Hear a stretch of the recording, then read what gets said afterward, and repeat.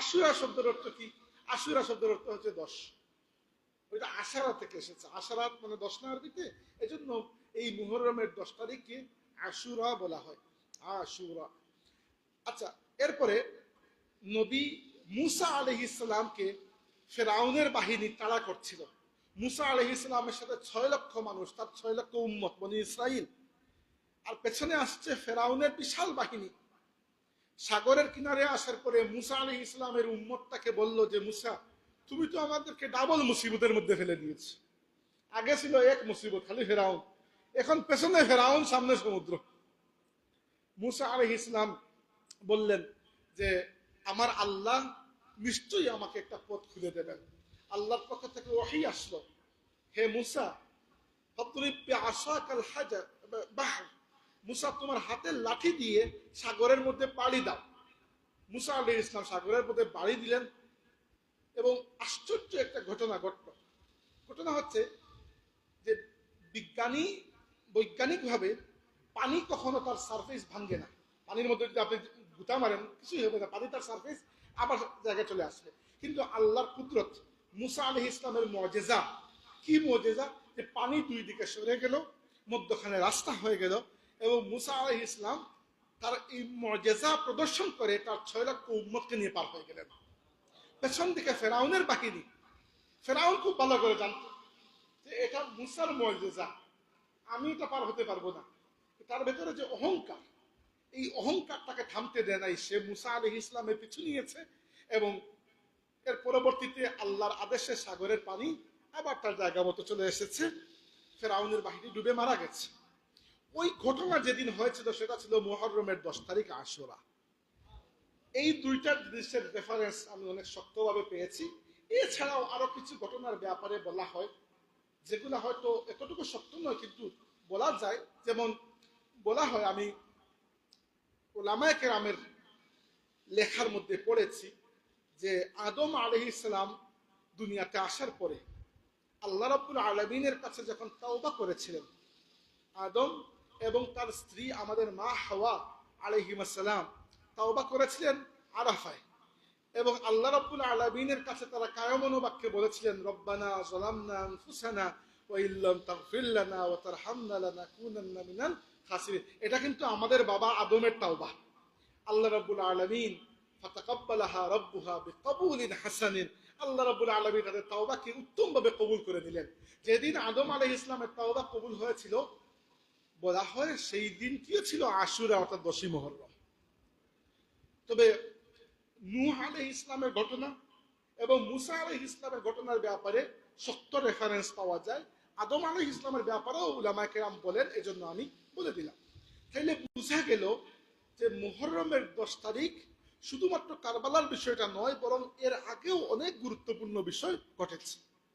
এবার আসুন আমাদের জন্য গুরুত্বপূর্ণ বিষয় যেটা কারবালা। আসলে দেখেন, কারবালা সম্পর্কে কথা বলার আগে আপনারা বেশিরভাগই আমার কথা বুঝতে পারতেছেন না? আমি খুব কঠিন করে বলছি না, বলবো না।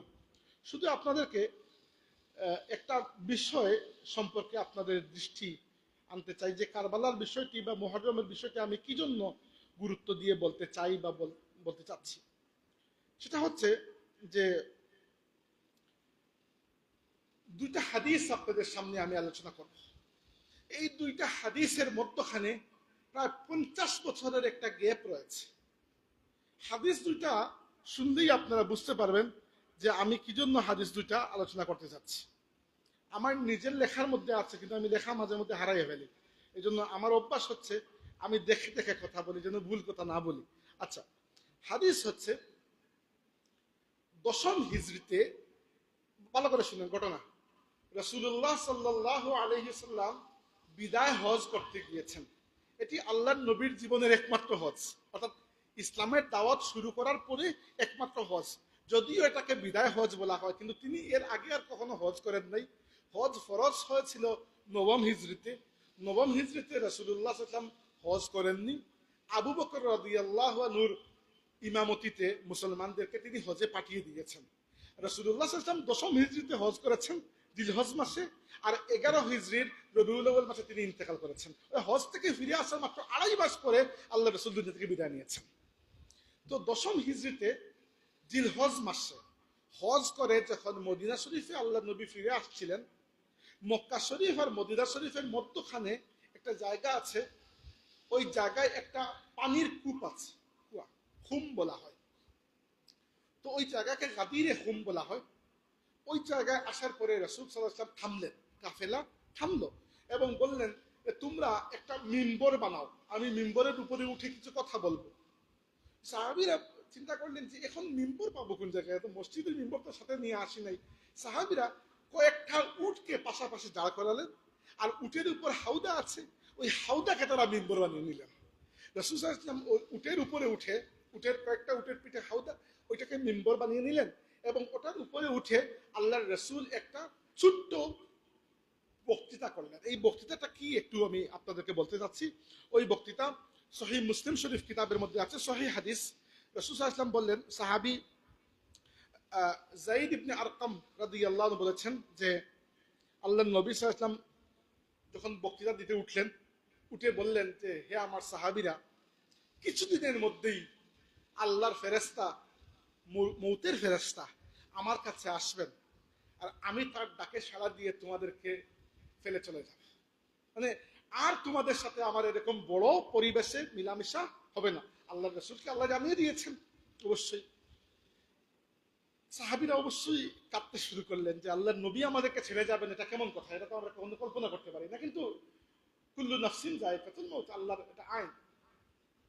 তো রাসূলুল্লাহ সাল্লাল্লাহু আলাইহি ওয়াসাল্লাম বললেন যে আনা তারিকুম ফিকুম সাকালাইন, আমি তোমাদের জন্য দুইটা ভারী জিনিস, খুব ওজনদার, গুরুত্বপূর্ণ দুইটা জিনিস রেখে যাচ্ছি।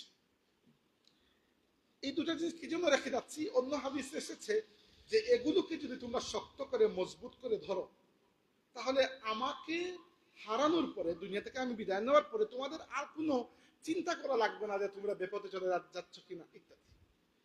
একই ধরনের একটা বক্তব্য আল্লাহর নবী দিয়েছেন বিদায় হজের সময় আরাফার ময়দানে। তখনও বলেছেন যে আমি তোমাদের জন্য দুইটা বিষয় রেখে যাচ্ছি, একটা হচ্ছে আল্লাহর কিতাব কোরআন, আর একটা হচ্ছে আল্লাহর রাসূলের সুন্নত। কিন্তু এই জায়গায় গাদিরে খুম নামক জায়গায় রাসূলুল্লাহ সাল্লাল্লাহু আলাইহি ওয়াসাল্লাম বলেছেন আনা তারিকুম ফিকুম সাকালাইন, তোমাদের জন্য দুটা ভারী জিনিস রেখে যাচ্ছি। আউয়ালুহুমা কিতাবুল্লাহ, প্রথম ভারী জিনিস হচ্ছে আল্লাহর কিতাব কোরআন। দেখেন আল্লাহ রাসূল কোরআন শরীফকে কতটুকু গুরুত্ব দিয়েছেন। অর্থাৎ আমি একটা কথা বলি, এটা কোনো কিতাবের কথা না, আমার মুখের কথা। সেটা হচ্ছে যে আল্লাহর রাসূল তার নিজের পরে কোরআন শরীফকে তার উম্মতের জন্য খলিফা রেখে যাচ্ছেন, যে আমার পরে কোরআন শরীফ তোমাদের নেতৃত্ব দেবে। হ্যাঁ, উম্মতের নেতৃত্বে দিয়েছেন সাহাবা কেরাম, ঠিক আছে, কিন্তু সাহাবা কেরাম তো আর কিয়ামত পর্যন্ত জিন্দা থাকবেন না, দুনিয়াতে আসলে বিদায় নিতে হয়। আল্লাহর রাসূলের সর্বশেষ যে সাহাবী দুনিয়া থেকে বিদায় নিয়েছেন তার নাম ছিল আবু তুফাইল আমির ইবনে ওয়াসিলা রাদিয়াল্লাহু আনহু। আল্লাহর রাসূল সাল্লাল্লাহু আলাইহি ওয়াসাল্লামের ইন্তেকালের 100 বছর, অর্থাৎ 99 বছর পরে 100 নম্বর বছরে ওই সাহাবী ইন্তেকাল করেছেন। ওনার নাম ছিল আবু তুফাইল আমির ইবনে ওয়াসিলা রাদিয়াল্লাহু আনহু। তিনি শেষ সাহাবী যিনি ইন্তেকাল করেছেন, এরপরে দুনিয়াতে আর কোনো সাহাবী ছিলেন না। অর্থাৎ আল্লাহর রাসূলের 100 বছর পরে শেষ সাহাবী ইন্তেকাল করেছেন, 101 নম্বর বছরে আপনি আর কোনো সাহাবী খুঁজে পাবেন না। কিন্তু এই উম্মত তো কিয়ামত পর্যন্ত থাকবে, তো উম্মতের জন্য তো নবীর পক্ষ থেকে কাউকে না কাউকে গাইডলাইন দিতে হবে। আল্লাহর রাসূল সাল্লাল্লাহু আলাইহি ওয়াসাল্লাম ওই জায়গায় কোরআন শরীফকে রেখে গেছেন। কোরআন শরীফ কিয়ামত পর্যন্ত থাকবে, এর হেফাজতের জিম্মা আল্লাহ রাব্বুল আলামিনের কাছে। তো প্রথমে বলেছেন আউয়ালুহুমা কিতাবুল্লাহ, প্রথমটা হচ্ছে আল্লাহর কিতাব কোরআন। ফিহিল হুদা ওয়ান নূর, আল্লাহ নবী বলেছে এই কোরআনের মধ্যে হিদায়াত রয়েছে, এই কোরআনের মধ্যে নূর রয়েছে।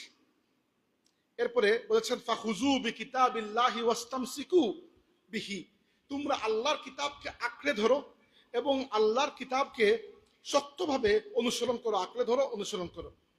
এরপরে আল্লাহ নবী আরো কিছু কথা বলেছেন। এরপরে বলেছেন সুম্মা ক্বালা, এরপরে বলেছেন 2 নম্বরটা হচ্ছে ও আহলু বাইতি, 2 নম্বর যে ভারী জিনিস তোমাদের জন্য আমি রেখে যাচ্ছি সেটা হচ্ছে আমার আহলুল বাইত।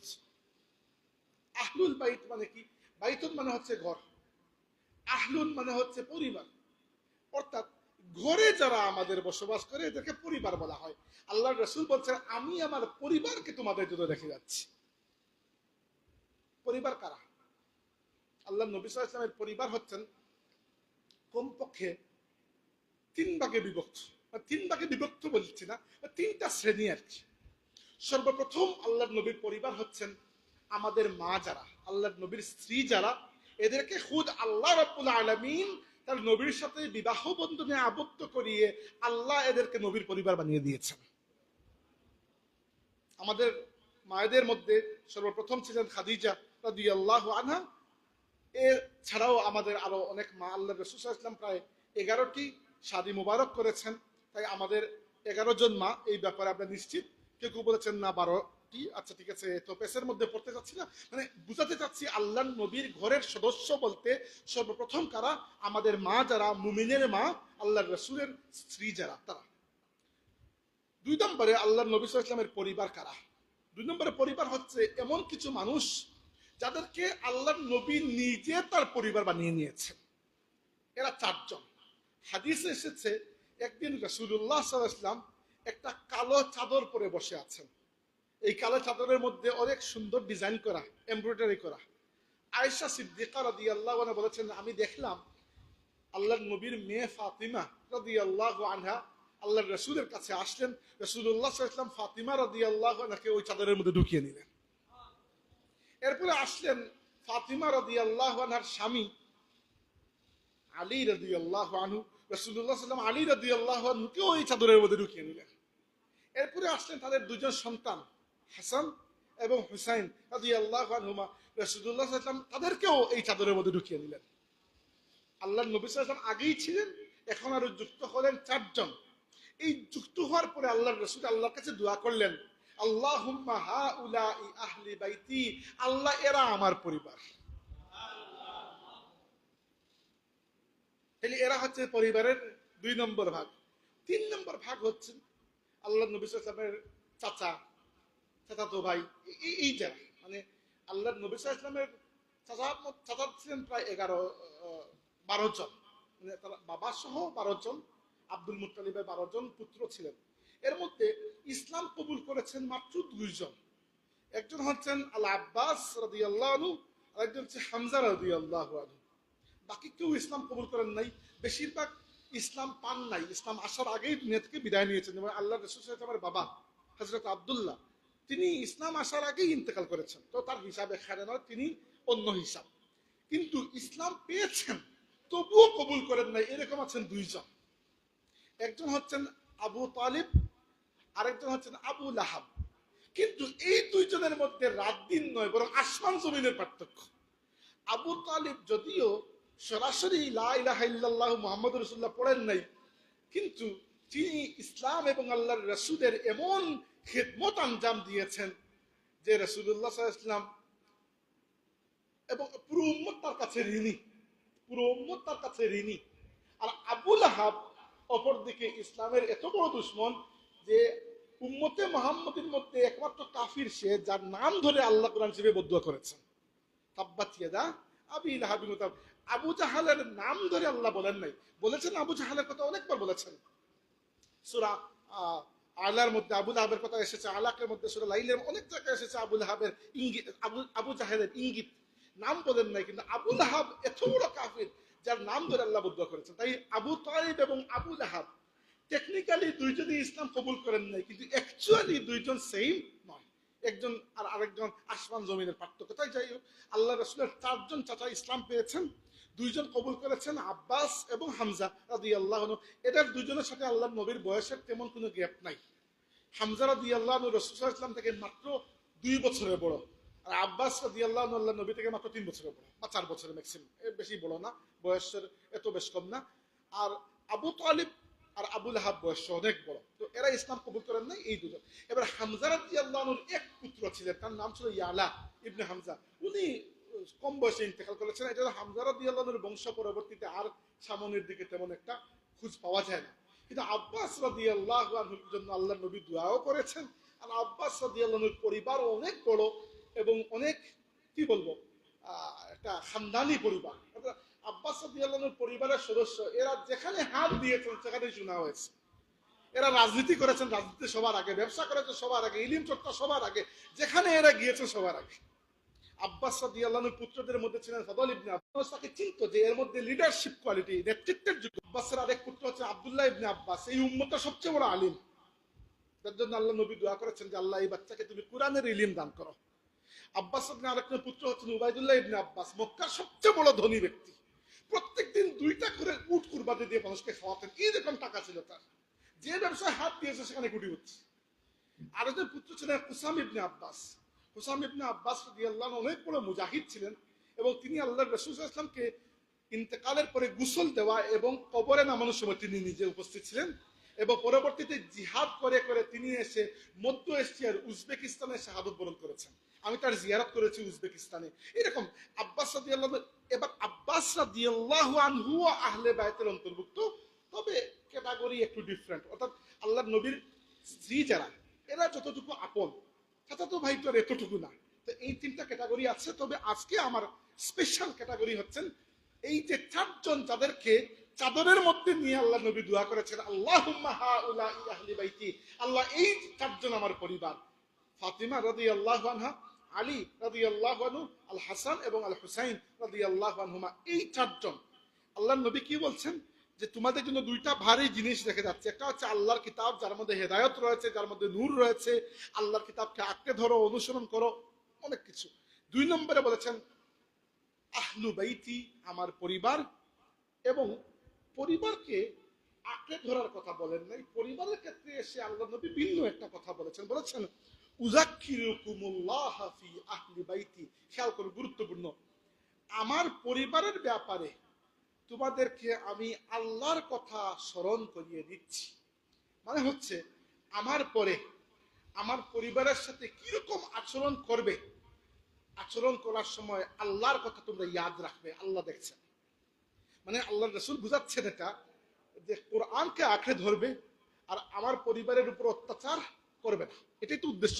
উযাক্কিরুকুমুল্লাহ ফি আহলি বাইতি, আমি আমার পরিবারের ব্যাপারে, আহলে বাইতের ব্যাপারে তোমাদেরকে সতর্ক করে দিচ্ছি, এদের সাথে কিরকম আচরণ করো, তখন আল্লাহর কথা তোমরা স্মরণ রাখবে। আচ্ছা, এই গেল ওই হাদিসটা কোন সময় আল্লাহ নবী বলেছেন বিদায় হজ থেকে। এবার আসুন ঠিক 50 বছর পরে কি হয়। 1 নম্বর শক্তি ছিল উবাইদুল্লাহ ইবনে জিয়াদ। এরপরে ফাজুইলা ফি তাসতিন ফাজআলা ইয়ানকুসু, এবং উবাইদুল্লাহ ইবনে জিয়াদ একটা লাঠি দিয়ে হুসাইন রাদিয়াল্লাহু আনহুর মাথা মুবারকের মধ্যে খুঁচাখুচি করছিল এবং অত্যন্ত বেয়াদবির সুরে কিছু কথা বলল, উপহাস করে, তার বিদ্রুপ করে। আনাস রাদিয়াল্লাহু আনহু যখন এই হাদিস বয়ান করছেন, তখন আনাস রাদিয়াল্লাহু আনহুর বয়স প্রায় 90 উপরে। তিনি বৃদ্ধ হয়ে সোজা হয়ে হাঁটতে পারেন না, লাঠি ভর দিয়ে এরকম একটু কুচু হয়ে হাঁটেন। কিন্তু যেই মাত্র তিনি দেখলেন যে উবাইদুল্লাহ ইবনে জিয়াদ হুসাইন রাদিয়াল্লাহু আনহুর মাথা মুবারকের সাথে বেয়াদবি করছে, এই বৃদ্ধ ব্যক্তি তিনি আর কুচু হয়ে থাকতে পারলেন না। তিনি রাগে, প্রচন্ড রাগে সোজা হয়ে দাঁড়ালেন এবং ধমক দিয়ে বললেন, যদিও ধমক দিয়ে বলা তখন সম্ভব নয়, কারণ এরা এত জালিম, ইয়াজিদের পুরো এস্টাবলিশমেন্ট, যে এদের বিরুদ্ধে কোনো কিছু বললে এরা আল্লাহর নবীর নাতিকে হত্যা করতে পেরেছে, আপনি তো কিছুই না। তো তিনি এরপরেও বললেন যে ফাকালা আনাস কানা আশবাহাহুম বিরাসূলিল্লাহি সাল্লাল্লাহু আলাইহি ওয়াসাল্লাম, হে উবাইদুল্লাহ ইবনে জিয়াদ, যার মাথা মুবারকে তুই খুঁচাখুচি করছিস, যার মাথা নিয়ে তুই ঠাট্টা বিদ্রুপ করছিস, তুই জেনে রাখ এই এই চেহারা মুবারক আল্লাহর রাসূলের চেহারা মুবারকের মতো। অর্থাৎ হুসাইনের চেহারার সাথে সবচেয়ে বেশি যদি কারো চেহারার মিল থেকে থাকে, তাহলে তোমার আমার নয়, হুসাইনের নানা মুহাম্মদুর রাসূলুল্লাহ সাল্লাল্লাহু আলাইহি ওয়াসাল্লামের চেহারা মুবারকের মিল ছিল হুসাইনের চেহারার সাথে। এবার আমার প্রশ্ন হচ্ছে আপনাদের কাছে, আমি কারবালা নিয়ে কখনো পুরো ঘটনা কোনো জায়গায় খুঁজে বলিও না, কারণ এত লম্বা ঘটনা, এগুলো সম্ভব নয়। ইতিহাসের বইটই এগুলো আপনারা খুঁজলে কারবালা ঘটনা মোটামুটি পেয়ে যাবেন। আমি আপনাকে গুরুত্ব বুঝাচ্ছি, যেহেতু আপনারা লিখেছেন আশুরা তাৎপর্য বুঝাচ্ছি যে দেখেন 50 বছর আগে আল্লাহর নবী সাল্লাল্লাহু আলাইহি ওয়াসাল্লাম বললেন যে আমার পরে আমার পরিবারের দিকে তোমরা খেয়াল রাখবে। আর আমরা এমন খেয়াল রাখলাম মাত্র 50 বছর পরে কোন কাফির নয়, এই উম্মতের কিছু মানুষ আল্লাহর রসুলের পরিবারের প্রায় 19 জন সদস্যকে কারবালার ময়দানে প্রায় জবাই করে হত্যা করে ফেলল। বুঝতে পেরেছেন বিষয়টা গুরুত্ব কি জন্য? যদি মনে হতো যে হুসাইন রাদিয়াল্লাহু আনহু গেছেন রোমান সাম্রাজ্যের সাথে যুদ্ধ করতে বা পারস্য সাম্রাজ্যের সাথে যুদ্ধ করতে, ওখানে শহীদ হয়ে গেছেন, কোনো সমস্যা নেই, ওখানে কত সাহাবী শহীদ হচ্ছেন, জিহাদে গেলে তো আপনি শহীদ হবেনই। কিন্তু ইয়াজিদ বা তার বাহিনী এরা তো আর মানে ভেতরে ইমান থাকুক না থাকুক নামে তো মুসলমান, নাইলে তো মুসলমানের খলিফা তো সে হতে পারতো না। মানে মুসলমানদের শাসক তো ছিল কে, যেভাবেই হোক না কেন, জোর জবরদস্তি হয়ে যাক, এরপরও তো মুসলমানের শাসক ছিল। তো মুসলমান উম্মতে মুহাম্মদী কি কারণে এইরকম অধঃপতনে গেল যে আল্লাহর রাসূলের কথাকে আমরা এতটুকু মানে অবমূল্যায়ন করলাম। যে আল্লাহর নবী সাল্লাল্লাহু আলাইহি ওয়াসাল্লাম বলে গেলেন 50 বছর আগে যে আমার পরিবারের দিকে খেয়াল রেখো, আর আমরা এই উম্মতের কিছু মানুষ, কাফির না নয়, ইহুদি খ্রিস্টান নয়, আরবের মুশরিক নয়, মুসলমান নামদারি কিছু মানুষ, ইয়াজিদের সেনাবাহিনীতে কোনো কাফির ছিল না। 8000 সেনাবাহিনী যারা কারবালা যুদ্ধ করেছে হুসাইন রাদিয়াল্লাহু বিরুদ্ধে, সবাই তো নামে তো মুসলমান। এবং রেকর্ডের হিস্টোরি হচ্ছে এরা যুদ্ধের পরে গিয়ে আসরের নামাজটাও পড়েছে। হুসাইন রাদিয়াল্লাহু আনহুকে হত্যা করার পরে এরা আসরের নামাজও পড়েছে। এবং একজন কবি বড় সুন্দর করে বলেছেন যে বড় আশ্চর্যের ঘটনা, যারা হুসাইনকে আসরের আগে শহীদ করে আসলো বা মাগরিবের আগে যে কোনো সময়, এরপরে এসে নামাজ পড়েছে, নামাজের তাশাহুদের বৈঠকে বসে আত্তাহিয়াত পড়ার পরে সে দুরূদ শরীফ পড়ছে না, দুরূদ শরীফ তো পড়াই লাগবে, আল্লাহুম্মা সাল্লি আলা মুহাম্মদ ওয়া আলা আলি মুহাম্মদ, আল্লাহ মুহাম্মদ এবং মুহাম্মদের পরিবারের উপর তুমি শান্তি বর্ষণ করো। আর একটু আগে তুমি নিজে মুহাম্মদ সাল্লাল্লাহু আলাইহি ওয়াসাল্লামের পুরো পরিবারকে হত্যা করে এসেছো। মানে এটা বড় আশ্চর্যের বিষয় যে নিজের হাতে আল্লাহ রাসূলের পরিবারের কারবালায় শহীদ হয়েছেন মোট 72 জন। এর মধ্যে আল্লাহর নবী সাল্লাল্লাহু আলাইহি ওয়াসাল্লামের পরিবারের সদস্য হচ্ছেন 19 জন, আল্লাহর নবীর সাহাবী 4 জন, আর বাকি এরা তাবেঈ। কেউ হুসাইন রাদিয়াল্লাহু আনহু খাদিম, কেউ সহচর সঙ্গী, ইত্যাদি ইত্যাদি মিলিয়ে সবকিছু মিলিয়ে 72 জন পুরুষ। নারীদেরকে তারা হত্যা করে নাই, বন্দী করেছে। তো আল্লাহর নবী সাল্লাল্লাহু আলাইহি ওয়াসাল্লামের উম্মত দাবিদার তুমি, আর একটু আগে আল্লাহর রাসূলের পুরো পরিবারকে তুমি জবাই করে এসেছো, আর এসে এখনো পড়তেছো যে আল্লাহ মুহাম্মদ সাল্লাল্লাহু আলাইহি ওয়াসাল্লামের পরিবারের উপর তুমি রহমত বর্ষণ করো। কেমন কথা এটা? তো আমার এখানে কারবালা নিয়ে মূল ইন্টারেস্টটা এই জায়গায় যে এই উম্মত কিভাবে এত মানে কি বলবো নিমক হারাম হয়ে গেল, যাদের জন্য আল্লাহ রাসূলুল্লাহ সাল্লাল্লাহু হাদিসগুলো ভেতরে আমাদের সবার আলোড়ন জাগানো উচিত। আল্লাহ নবীর কথা বিশেষ কিছু হাদিস রয়েছে যেগুলো আমার মনের মধ্যে একটা আলোড়ন সৃষ্টি করে। এর মধ্যে একটা হাদিস আছে, আল্লাহ নবী ইসলাম বলেছেন যে আমার বিষয়টা হচ্ছে, আল্লাহ নবী নিজের কথা বলেছে যে আমার অবস্থাটা হচ্ছে এরকম যে তোমরা জাহান্নামের দিকে চলে যাচ্ছ, আর আমি তোমাদেরকে কোমরে ধরে, তোমাদের কোমরের মধ্যে ধরে টেনে টেনে জান্নাতের দিকে নিয়ে আসছি। তোমাদের যে হাসলত, তোমরা সবসময় এমন কাজ করতেছো যেটা জাহান্নামের দিকে নিয়ে যাচ্ছে, আর আমি তোমাদেরকে কোমরের কাপড়ে ধরে টেনে টেনে জাহান্নাম থেকে ফিরিয়ে নিয়ে আসছি। তো আল্লাহর নবী সাল্লাল্লাহু আলাইহি ওয়াসাল্লাম যিনি উম্মতকে প্রায় কোমরের কাপড় ধরে টেনে জাহান্নামের রাস্তা থেকে জান্নাতের পথ পর্যন্ত নিয়ে আসলেন, সেই উম্মত মাত্র 50 বছরের মাথায় এতটুকু নিমক হারাম কিভাবে হয়ে গেল? যে আল্লাহ রাসূল সাল্লাল্লাহু আলাইহি ওয়াসাল্লাম যত বড় কারণ থাকুক না কেন রে ভাই, আপনি বললেন অনেক কারণ ছিল, রাজনৈতিক কারণ, হেন তেন কারণ, সব আমার মুখস্থ, টাইম নাই আমার, নাইলে সব কারণ বলতে হবে, এতটুকু টাইম নাই আমার। কিন্তু যত কারণ থাকুক না কেন আমাকে বলুন, কোন উম্মতের পক্ষে আল্লাহর রাসূল সাল্লাল্লাহু আলাইহি ওয়াসাল্লামের নাতি, নাতনি, তারপরে এদের আওলাদ, অর্থাৎ আল্লাহর নবীর সেকেন্ড জেনারেশন, থার্ড জেনারেশন, এদেরকে এইরকম হত্যা করা, যত কারণ থাকুক না কেন, এটাকে সম্ভব উম্মতের পক্ষে, তবুও একজন মানুষ করেছে। এটাই আমার কাছে কারবালার সবচেয়ে হৃদয় বিদারক ঘটনা। হামজা রাদিয়াল্লাহু আনহু শহীদ হয়েছেন উহুদের যুদ্ধে। এটা আমাদের জন্য এত কঠিন কষ্টের বিষয় নয়, কারণ হামজা রাদিয়াল্লাহু আনহুকে শহীদ করেছে একজন কাফির, বা যুদ্ধের ময়দানে গিয়েছে, শহীদ তো হবেন, এটা তো সম্মানের বিষয়, শহীদ হয়েছে। হুসাইন রাদিয়াল্লাহু আনহু একটা দুঃখের বিষয়, কি জন্য তাকে শহীদ করেছে মুসলমান নামধারী একজন মানুষ, এটাই দুঃখের বিষয়। এবার আসুন সংক্ষেপে বলে দেই যে বিষয়টা কি রকম হয়েছে। এই বিষয়টা বুঝতে হলে আপনাদেরকে বুঝতে হবে আরেকটা হাদিস, দুইটা হাদিস বললাম, 3 নম্বর একটা হাদিস বলবো, লম্বা করবো না, আরো 15-20 মিনিট। রাসূল সাল্লাল্লাহু আলাইহি ওয়াসাল্লাম বলেছেন, এটা মুসনাদে আহমদ কিতাবের মধ্যে এই হাদিস রয়েছে। আমি পুরো হাদিস, লম্বা হাদিস পড়বো না, জাস্ট বোঝানোর জন্য সংক্ষেপে বলছি। রাসূলুল্লাহ সাল্লাল্লাহু আলাইহি ওয়াসাল্লাম বলেছেন যে দেখো, তোমাদের মধ্যে এখন আমি নবী আছি উপস্থিত, নবুয়ত তোমাদের উপরে আছে। যখন আল্লাহর ইচ্ছা হবে আমাকে উঠিয়ে নিয়ে যাবেন, মানে আমাকে দুনিয়া থেকে নিয়ে যাবেন, তো নবুয়তের যুগটা তখন শেষ হয়ে যাবে, কারণ আর কোনো নবী আসবেন না। আমাদের নবী সাল্লাল্লাহু আলাইহি ওয়াসাল্লাম শেষ নবী, এরপরে আর কোনো নবী আসবেন না। তো নবুয়তের যুগটা হচ্ছে আল্লাহর নবী সাল্লাল্লাহু আলাইহি ওয়াসাল্লাম যতদিন দুনিয়াতে ছিলেন ততদিন, এরপরে নবুয়তের যুগ চিরতরে শেষ হয়ে গেছে। এরপরে আল্লাহ নবী বললেন, এরপরে আমার নবুয়তের যে আদর্শ, সেই আদর্শের উপর ভিত্তি করে খিলাফত আসবে। খিলাফত মানে কি? খিলাফত মানে হচ্ছে কারো অবর্তমানে তার পক্ষ থেকে কোনো কাজ করা। উদাহরণস্বরূপ, এটা দুনিয়াবি উদাহরণ দিয়ে বুঝাচ্ছে। বাংলাদেশে আমেরিকান এমবেসি আছে, আছে না? ব্রিটিশ এমবেসি, অনেক কিছু আছে। ওইখানে আমেরিকার একজন রাষ্ট্রদূত আছে, আছেন অ্যাম্বাসেডর।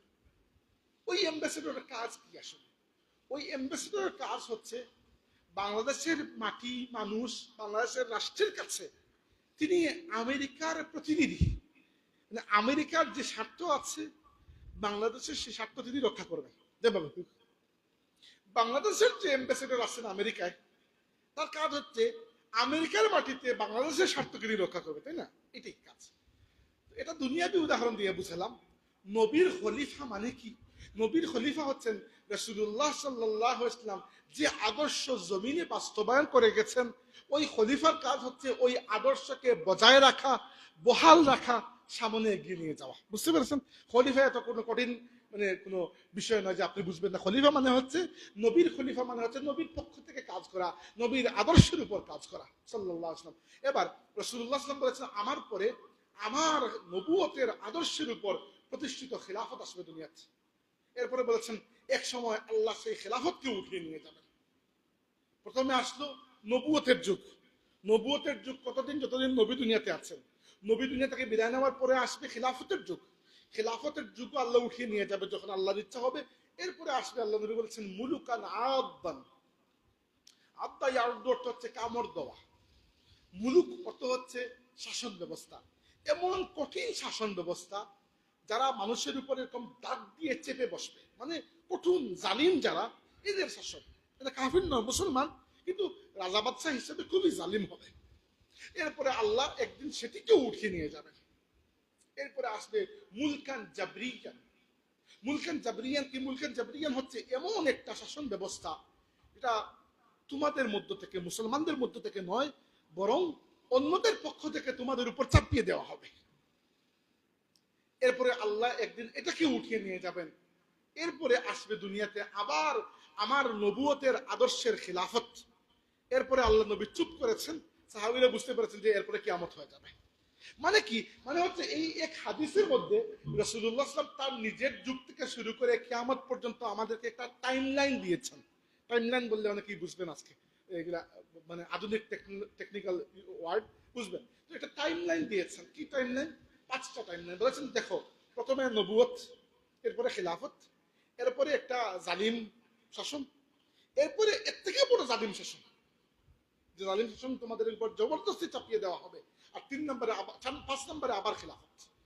তো উলামায়ে কিরাম হিসাব করেছেন যে আল্লাহর রাসূল সাল্লাল্লাহু আলাইহি ওয়াসাল্লাম ইন্তেকাল করেছেন 11 হিজরিতে। তাহলে নবুয়তের যুগ 11 হিজরি পর্যন্ত শেষ। এরপরে কিয়ামত পর্যন্ত আর কোন নবী আসবেন না। যে ব্যক্তি নিজেকে নবী দাবি করবে সে কাফির হয়ে যাবে, স্বাভাবিক বিষয়, এটা কোনো ডিবেটের বিষয় নয়। 2 নম্বরে খিলাফত। এই ব্যাপারে আল্লাহ নবী নিজে বলেছেন, আল খিলাফাতু বাদি 30 সানা। আমার পরে 30 বছর পর্যন্ত খিলাফত থাকবে। 30 বছর। এই 30 বছরের মধ্যে আমরা দেখি আল্লাহ রাসূলের পরে 5 জন মানুষ এসেছেন।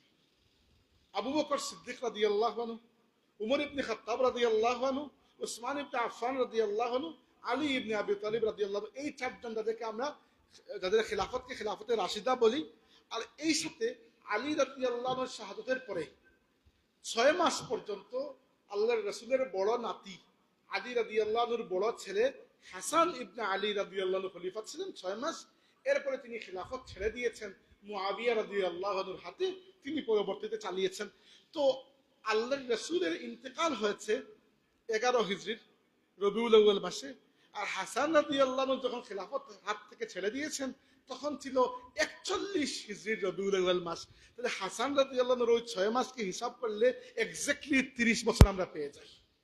কিন্তু হাসান রাদিয়াল্লাহু আনহুর নামটা আলাদা করে বলা হয় না, কি জন্য? কারণ মানুষ মনে করেন যে হাসানের ওই 6 মাস মূলত আলী রাদিয়াল্লাহু আনহুর এক্সটেনশন, আলী রাদিয়াল্লাহু আনহুর ভেতরেই মানুষ ঢুকিয়ে দেন, এই জন্য আলাদা হিসাব করা হয় না। তাই আমরা খলিফায়ে রাশিদ বলতে 4 জনকেই চিনি, আবু বকর, ওমর, ওসমান, আলী, ঠিক আছে, এই 4 জনই। কিন্তু ওই 30 বছর যেটা আল্লাহ নবী বলেছেন সেটা হিসাব করতে হলে হাসান রাদিয়াল্লাহু আনহুর 6 মাসকেও হিসাব করতে হয়, বুঝতে পেরেছেন? তাইলে এই 30 বছর আমরা পেলাম এমন শাসন ব্যবস্থা যেটা আল্লাহর রসুলের আদর্শের উপর একেবারে 100% আল্লাহর নবীর আদর্শের উপর প্রতিষ্ঠিত। এরপরে আমরা পেলাম মুলকান আওতা, দাঁত দিয়ে কামড় দিয়ে শাসন করা। দাঁত দিয়ে কামড় দিয়ে শাসন করা বুঝেন? মানে শাসক মুসলমান কিন্তু বড় জালিম। সব মুসলমান তো আর আবু বকর উমর নয়, এটা তো আমরাও জানি। কত শাসক পৃথিবীতে আছেন যারা মুসলমান হলেও কতটুকু জালিম, অনাচারী, দুর্বিচার। তো এই শাসন ব্যবস্থা কারা? এই শাসন ব্যবস্থা হচ্ছে হাসান রাদিয়াল্লাহু মানে খেলাফত ছেড়ে দেওয়ার পরে ক্ষমতা চলে গেল আল্লাহর নবীর সাহাবী হযরত মুয়াবিয়া রাদিয়াল্লাহু আনহুর হাতে। মুয়াবিয়া রাদিয়াল্লাহু আনহুর শাসন আমল ভালো ছিল, ভালো ছিল। ইসলামের পক্ষে মুসলিম উম্মতের জন্য অনেক খেদমত, অনেক কাজ তিনি করেছেন। কিন্তু তারপরে মুয়াবিয়া রাদিয়াল্লাহু আনহুর পরে মুয়াবিয়া রাদিয়াল্লাহু আনহু যেভাবেই যে কারণেই হোক না কেন তার পুত্র ইয়াজিদের কাছে ক্ষমতা হস্তান্তর করে দিলেন। আর সেখান থেকে একটা অন্ধকার যাত্রা শুরু হলো।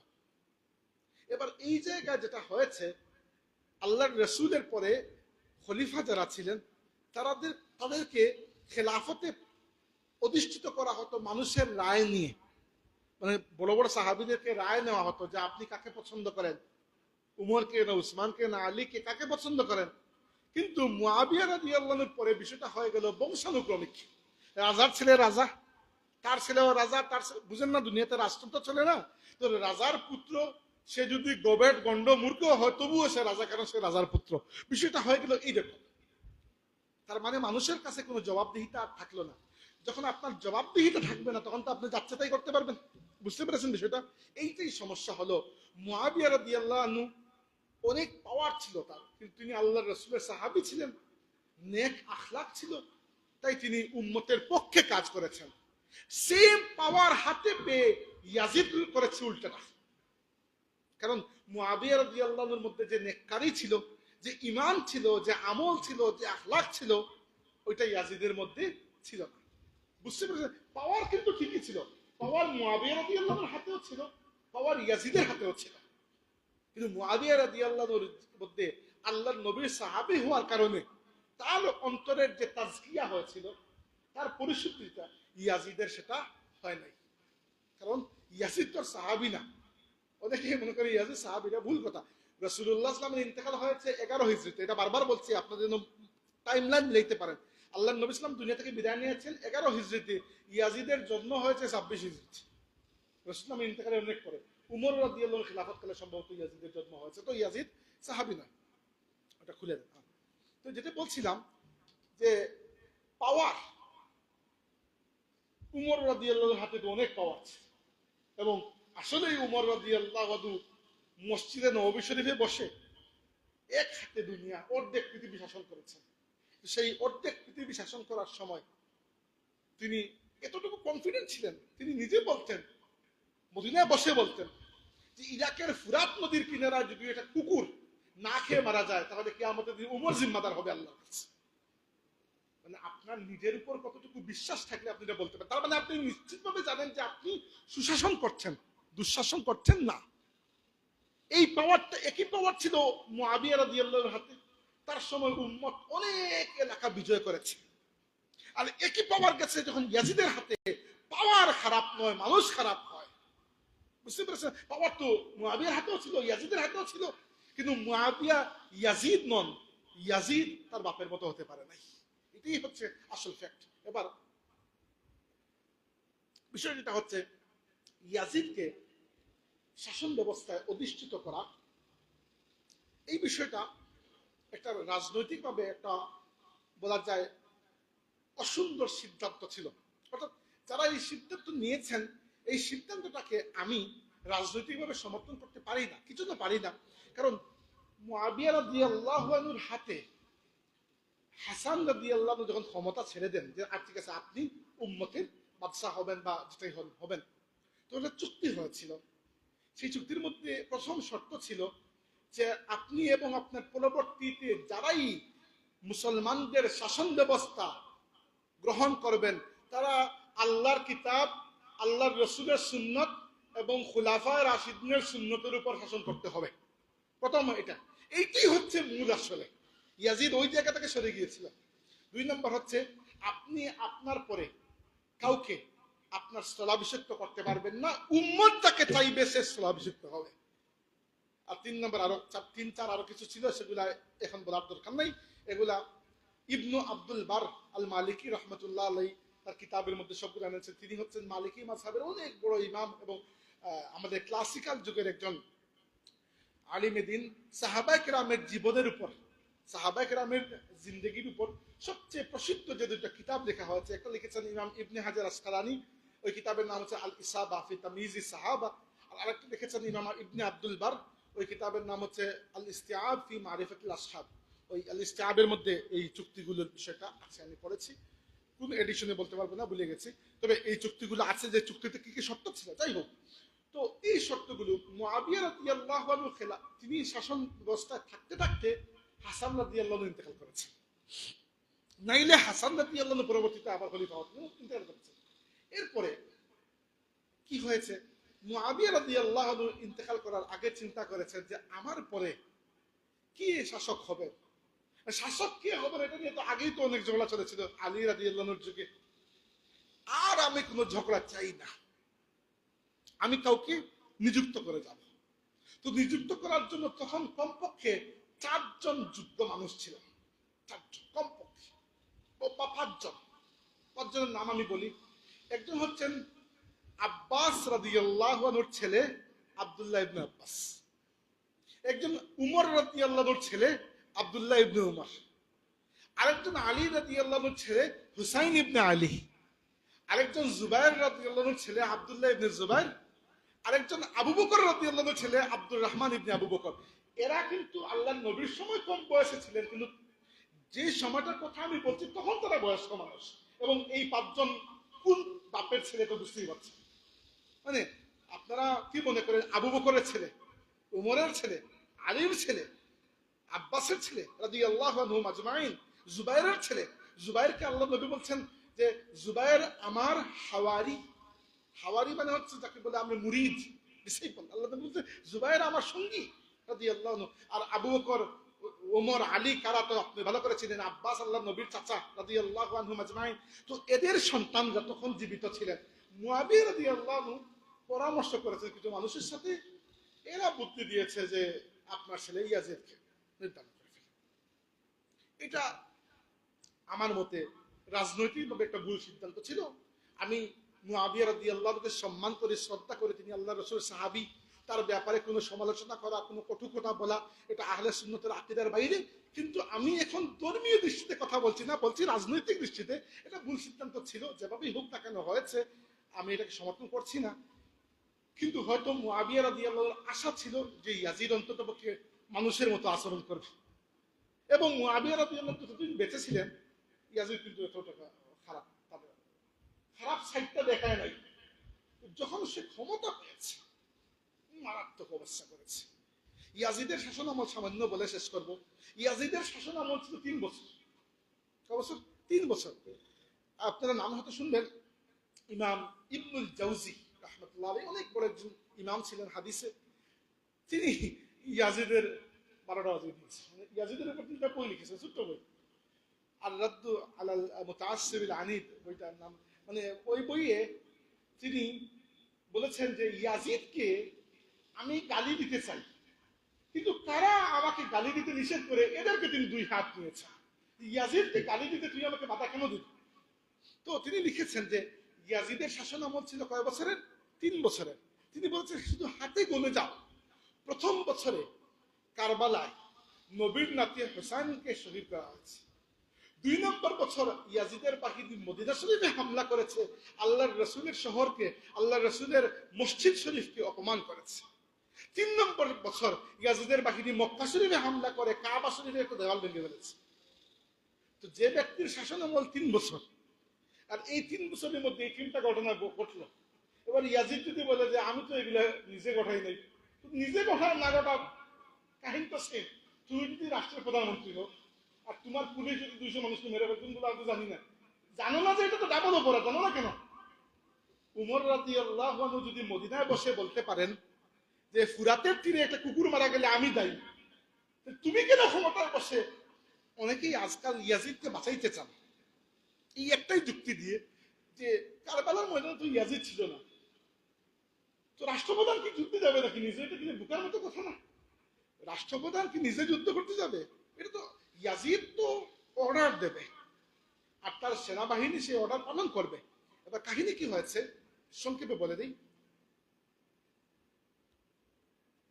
আব্দুল্লাহ ইবনে আব্বাস এবং আব্দুল্লাহ ইবনে উমর রাদিয়াল্লাহু আনহুমা তারা খুবই নন পলিটিক্যাল ছিলেন, আলিম এবং জাহিদ আবিদ টাইপের, সবসময় আল্লাহর ইবাদত বন্দী, এগুলোতে তারা আরাম পেতেন। রাজনীতি সবার তো মিজাজে হয় না, তো এরা দুইজন রাজনীতি থেকে এমনি আউট।